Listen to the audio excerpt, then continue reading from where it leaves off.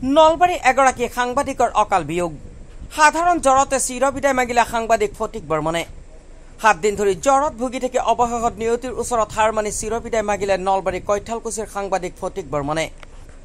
যোৱা এক সপ্তাহ ধৰি জ্বৰত ভুগি থকা সাংবাদিক ফটিক বৰ্মনক কালি সন্ধিয়া জ্বৰৰ প্ৰকোপ বৃদ্ধি হোৱাত পৰিয়ালৰ লোকে চামতাৰ এগৰাকী চিকিৎসকৰ ওচৰলৈ লৈ যায় চিকিৎসকে তেওঁক জণ্ডিছত আক্ৰান্ত হোৱা বুলি সন্দেহ কৰি স্বাস্থ্য পৰীক্ষাৰ পৰামৰ্শ দিয়ে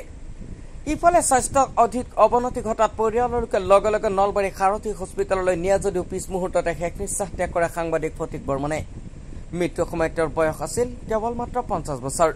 আজি আমাৰ পশ্চিম নলবাৰী তথা নলবাৰী জিলাৰ সাংবাদিকসকলৰ কাৰণে অতি বৰ দুখৰ বিষয় দুখৰ খবৰ যে আমাৰ নলবাৰী জিলাৰ কৈঠালকুছি গাঁৱৰ পানাইতোলা নিবাসী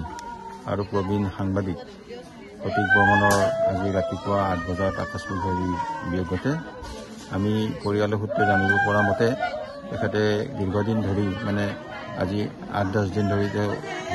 জ্বৰৰ অসুখত ভুগি আছিল আৰু সাধাৰণভাৱে চিকিৎসাও কৰি আছিল কিন্তু যোৱাকালি তেখেতৰ পৰিয়ালৰ ডাঙৰ ককায়েকে চামতাত ডাক্তৰ অৰূপ দাসৰ তাত নি চিকিৎসা কৰে ৰাতি 9 বজাত আৰু তাত ডক্টৰ অৰূপ দাসে তেওঁৰ জণ্ডিছ হোৱা বুলি জনায় আৰু অলপ ঔষধ পাতি দি কেইবাটাও পৰীক্ষা কৰিব দিয়ে আৰু আজি ৰাতিপুৱাই তেওঁক ককায়েকহঁতে নলবাৰীৰ এখন ব্যক্তিগত খণ্ডৰ চিকিৎসালয় সাৰথীত নি ভৰ্তি কৰাৰ পিছতে তেওঁক ডক্টৰে চাইয়ে কৈছে যে তেওঁ আৰু এই সংঘাৰত নাই